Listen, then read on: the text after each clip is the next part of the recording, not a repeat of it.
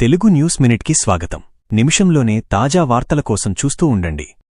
ఖమ్మం జిల్లా సత్తుపల్లి మండలం సత్యనారాయణపురం గ్రామంలో వర్షంలో ఫోన్ మాట్లాడుతున్న మహేష్ అనే రైతుపై పిడుగుపడింది. గేదెలను మేపుతుండగా ఈ ఘటన జరగడంతో అతను అక్కడికక్కడే కుప్పకూలిపోయాడు. ఆసుపత్రికి తరలించగా అప్పటికే మృతి చెందినట్లు వైద్యులు ధృవీకరించారు.